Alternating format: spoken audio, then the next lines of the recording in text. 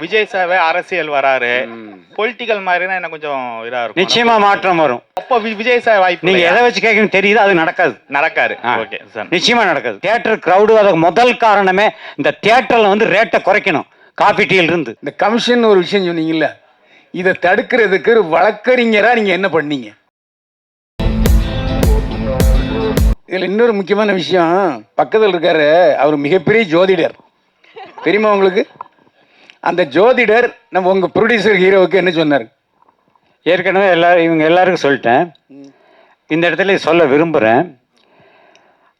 அதாவது ஒரு ஆளுக்கு ஜோசியம் சொல்கிறதுங்கிறது அவருடைய தனிப்பட்ட வாழ்க்கை, அதை பற்றி சொல்ல முடியும். ஆனால் இது ஒரு யூனிட். இந்த யூனிட்டில் மெயினான ஆட்கள், இப்போ கேமராமேன் இருக்காங்க, மியூசிக் டைரக்டர் இருக்காரு, டைரக்டர் இருக்காரு, நடிகை எல்லாருமே இருக்கோம். இந்த குரூப் சேரும் பொழுதே சில பேருக்கு வந்து அப்படியானெல்லாம் கேட்க தோணும்.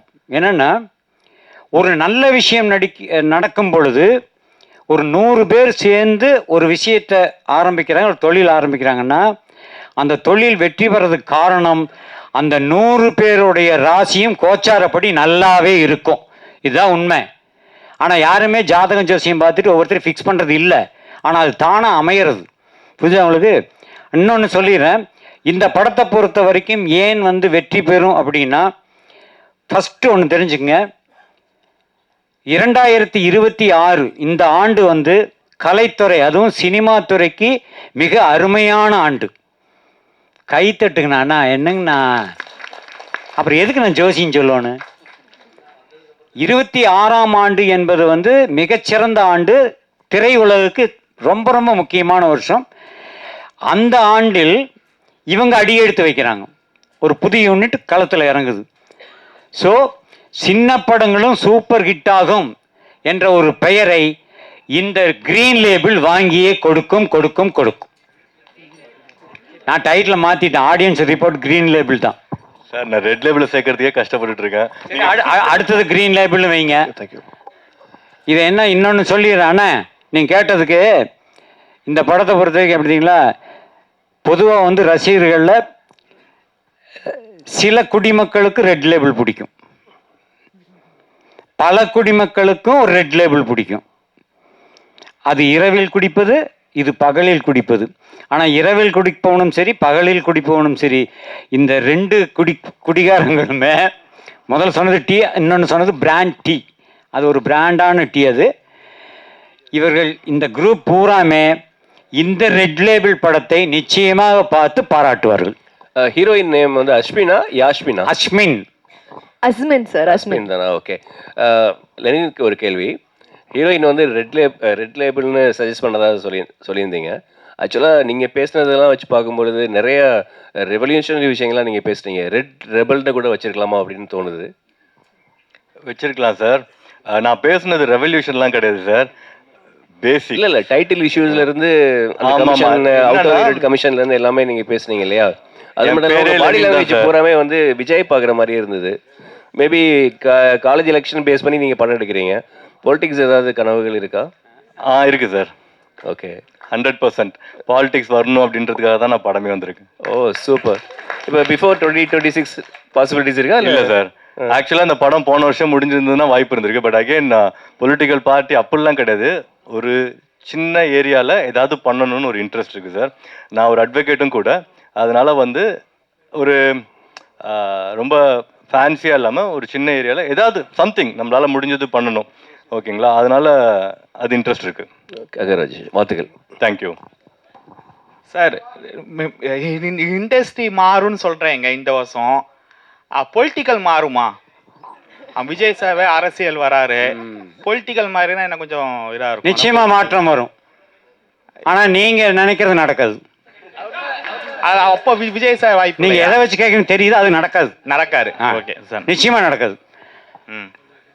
அதாவது மாறுதல்கள் வரும் என்பது, இப்போ நான் ஒன்று நினைப்பேன் நடக்காது, இவர் ஒன்று நினைப்பேன் நடக்காது, அவங்க ஒன்று நினைப்பேன் நடக்காது. ஆனால் ஏதாவது ஒன்று நடக்குமில்ல, அந்த நடக்கிறது நல்லதாகவே நடக்கும்.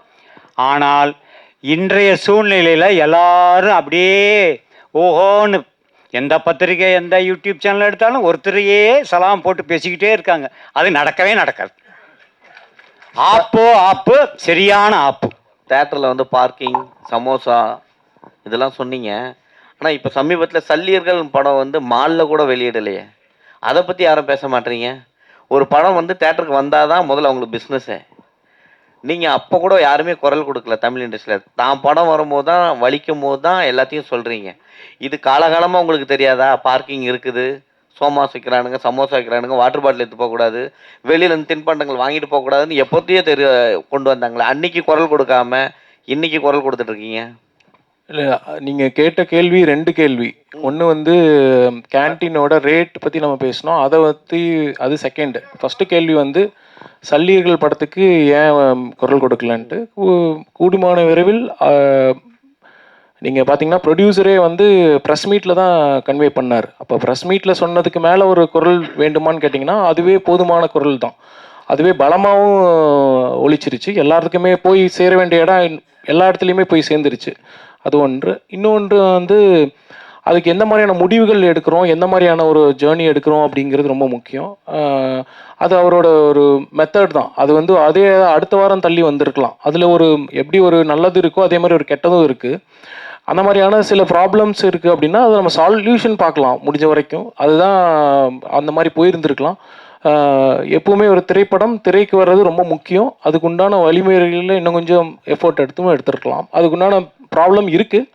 பட் அது எவ்வளவு சொல்ல முடியுமோ அவ்வளோ சொல்லிட்டார். அதுக்கு மேலே மறுபடியும் அதை ஆம்ப்ளிஃபை பண்ண வேண்டியதில்லைன்னு நினைக்கிறேன். இல்லை, மால் போன்ற திரையரங்கில் பெரிய இடத்துங்கள்லாம் பார்த்தீங்கன்னா சிறு படங்கள் உள்ளே கூட நுழைய முடியல. அப்போ உங்கள் படமும் ரேட்டுன்னு சொல்லிட்டாங்கன்னா நிறுத்திடுவீங்களா? தேட்டருக்கு போக மாட்டீங்களா? எல்லா மால்லையும் தான். சின்ன டப்பா தேட்டரில் போட்டாலும் படம் நல்லா இருக்குன்னா மால் தேட்டர் தானே கூப்பிடுவான். புரிஞ்சா உங்களுக்கு? அப்புறம் ரெண்டாவது இன்னொன்று, சினிமா பற்றி இவ்வளோ பேசுகிறோமே, டிக்கெட் ரேட்டெல்லாம் பேசுகிறோமில்ல, இனிமேல் சினிமா என்ன ஆகும் தெரியுங்களா? இன்டர்வல் வரைக்கும் 120, இன்டர்வலுக்கு அப்புறம் பார்த்தீங்கன்னா 120. பாதி வரைக்கும் பார்த்துட்டு நல்லா இல்லைன்ட்டு வெளியே போனீங்கன்னா உங்களுக்கு 120 ரூபா மிச்சம். செகண்டாகவும் பார்க்குற மாதிரி இருந்தால் 240 ரூபா கொடுக்கணும். இப்படியெல்லாம் சினிமா வந்தாலும் வரும். நான் இப்போ எதுக்கு சொல்கிறேன்னா, ஒரு ஃபேமிலி இன்றைக்கி ஒரு சராசரி ஒரு மீடியம் ஃபேமிலியில் ஒரு 4 பேர் 2 குழந்தைகளோட 4 பேர் போகிறாங்க, ஹஸ்பண்ட் ஒய்ஃப். ஒரு படம் பார்க்குறதுக்கு 4 பேருக்கு 150 ரூபா டிக்கெட் போட்டால் என்னாச்சு? 600 ரூபாச்சா? அவ்வளோதானே செலவு பண்ண முடியும். மீறி போனால் உள்ளே ஒரு 200 ரூபா செலவு பண்ணலாம் இந்த குழந்தைகளுக்கு. ஒரு ஃபேமிலி சினிமாவுக்கு போயிருக்கு, படம் பார்த்துட்ருக்காங்க. குழந்தைங்க ஃபஸ்ட் ஹாஃபில் சும்மா விழுந்து சிரிக்குது, அவ்வளோ காமெடி. செகண்ட் ஹாஃப் ஸ்டார்ட் பண்ணால் பயங்கர காமெடி செகண்ட் ஹாஃபில். ஆனால் குழந்தைங்க அழுதுகிட்டே இருக்கு, சிரிக்கல. ஏன்னா இன்டர்வெல்லாம் அங்கே அப்பா வந்து பாப்கார்ன் வாங்கி தரல. 300 ரூபா 400 ரூபாய் பாப்கார்ன் வாங்கலை, குழந்தை அழுகுது. அப்போ ஒரு ஃபேமிலி என்பவங்க ஒரு 500 ரூபா 600 ரூபா மீறி போனால் ஒரு 800 ரூபா ஒரு ஃபேமிலி படம் பார்க்குறது போய் 2500 ரூபா தூக்கிட்டு போக வேண்டியதாக இருக்குது. எப்படி தேட்டருக்கு வருவாங்க? ஃபஸ்ட்டு ரீசனே சார், தேட்டர் க்ரௌடு அதுக்கு முதல் காரணமே இந்த தேட்டரில் வந்து ரேட்டை குறைக்கணும். காஃபி டீலிருந்து நான் சொல்கிறது அதுதான். இதுக்கு வந்து எந்த தயாரிப்பாளர்களோ எந்த தேட்டருக்காரங்களோ அதுக்கு வந்து இது எடுக்கிறதே இல்லை, ஒரு முயற்சி எடுப்பதே கிடையாது. ஏன் அதே காப்பி தானே வெளியே குடிக்கிற 30 ரூபா காப்பி தானே அவனும் கொடுக்குறான். அப்புறம் எதுக்கு? புரிஞ்சுதா உங்களுக்கு? ஸோ தியேட்டருக்கு பப்ளிக் வராத முதல் காரணமே இந்த தியேட்டர் தான் சார்.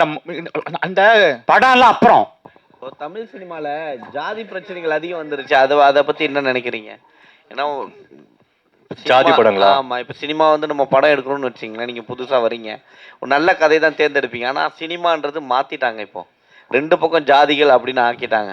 நீ ஒன்று எடுத்தா நான் ஒன்று எடுப்பேன். இதை எப்படி பார்க்குறீங்க சார்? நான் ஏற்கனவே சொன்ன மாதிரி நான் எல்லாத்தையும் ஒன்றா பார்க்குறாள் சார். எனக்கு இந்த ஜாதி மதம் அதிலெல்லாம் வந்து நம்பிக்கை இல்லை. எனக்கு எல்லாருமே ஈக்குவல்னு நினைக்கிறவன். ரொம்ப முக்கியமான விஷயம் என்னன்னா, நீங்கள் எல்லாத்தையும் ஈக்குவல் நினச்சிங்கன்னு வச்சுக்கோங்களேன், நீங்கள் படத்தை படமாக பார்ப்பீங்க. நான் சொல்கிறது அதுதான். இப்போ ஃபார் எக்ஸாம்பிள் ரீசெண்டாக சிறை படம் வந்துச்சு இல்லைங்களா? அதில் ஒரு ஷார்ட் நான் அந்த இன்ஸ்டாவில் பார்க்கும்போது அதை பற்றி டிஸ்கஸ் பண்ணிட்டு இருந்தாங்க. ஒரு கோர்ட்டுக்கு வெளியே வந்து இவர் இது பண்ணுவார், நமாஸ் பண்ணுவாங்க, சாப்பிடு. எனக்கு அது பார்க்கும்போது எனக்கு சீனாக தான் தெரிஞ்சுது. ஏன்னா எனக்கு அவரும் ஒன்று தான், அவங்களும் ஒன்று தான், ரைட்டுங்களா? அந்த மாதிரி உங்கள் மதம் உங்கள் ஜாதி உங்களுக்கு பெருசுன்னு தெரிஞ்சாதான் நான் இந்த ஜாதியில் இருக்கேன், நான் அவனை மதிக்கிறேன்னு அது சொல்கிறதே கேவலம்னு நினைக்கிறேன் சார். எல்லாருமே ஒன்று தானே அப்படின்னு நீங்கள் நினச்சி பாருங்கள். உங்களுக்கு எல்லா படமுமே படமாக தெரியும், கதையாக தெரியும். அதுக்கப்புறம் வேறு எதுவுமே கிடையாது இதில்.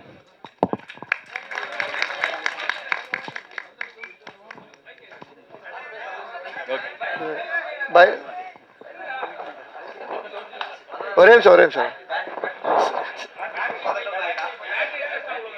சார், கடைசி கேள்வியா பைல்வான் சார் பேசுறாராம். ஒரே ஒரு கேள்வி, லாஸ்ட் கேள்வி சுருக்கமாக முடிச்சிருவாங்க பதில் சொல்றவங்க. நீங்கள் ஒரு வழக்கறிஞருங்கிறது ஒரு பெருமையாக இருக்குது. இந்த கமிஷன் ஒரு விஷயம் சொன்னீங்கல்ல, இதை தடுக்கிறதுக்கு ஒரு வழக்கறிஞராக நீங்கள் என்ன பண்ணீங்க? இது வந்து வழக்கறிஞராக ஒன்றுமே பண்ண முடியாது சார். இது எப்படி இருக்குன்னா, இப்போ நான் வந்து உங்களுக்கு 100 ரூபா கொடுக்குறேன், இவர் தான் மிடில் மேன் வச்சுக்கோங்களேன். உங்ககிட்ட 100 ரூபா கொடுங்கன்னு நான் கொடுக்குறேன். நீங்கள் இவர்கிட்ட நீ எனக்கு 100 ரூபா வாங்கி கொடு, நான் உனக்கு 10 ரூபா கொடுக்குறேன்னு வச்சுக்கோங்களேன். நான் போய் எப்படி வழக்கு போட முடியும்? இப்போ நீங்கள் என்கிட்ட வந்து என்கிட்ட 100 ரூபா நீங்கள் கொடுக்கணும், நீங்கள் 100 ரூபா தரல, இவர் 10 ரூபா எடுத்துட்டான்னு சொன்னால் நான் வழக்கு போடலாம். இது வந்து அவங்களோட அண்டர்ஸ்டாண்டிங். நான் என்ன சொல்கிறேன்னா, நான் உங்ககிட்ட டைரெக்டாக பேசுகிறேன், நீங்கள் என்கிட்ட டைரெக்டாக பேசுகிறீங்க. எதுக்கு இன்னொரு ஆள் அப்படி கொடுக்கணும்னா நீங்கள் என்கிட்ட 90 ரூபா வாங்கிட்டு 10 ரூபா கொடுக்கணும். இதில் இன்னொரு விஷயம் தெரியுமா? துணை நடிகர் சங்கமும் சரி, ஃபைட் மாஸ்டர் அசோசியேஷனும் சரி, டான்ஸ் மாஸ்டர் அசோசியேஷனும் சரி, சம்பளத்தில் ஒரு விஷயம் பிடித்தம் பண்ணுறாங்க. உங்களுக்கு தெரியுமா? தெரியும் சார். அதுக்கு பேர் என்ன?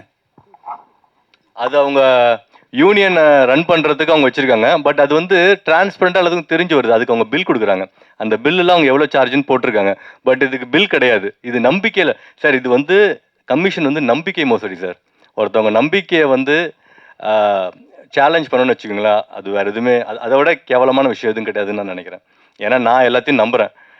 அந்த மாதிரி அவங்க பண்ணும்போது எனக்கு ரொம்ப ஹர்ட் ஆகுது. என்னடா காசு தானடா அப்படின்னு சொல்லிட்டு.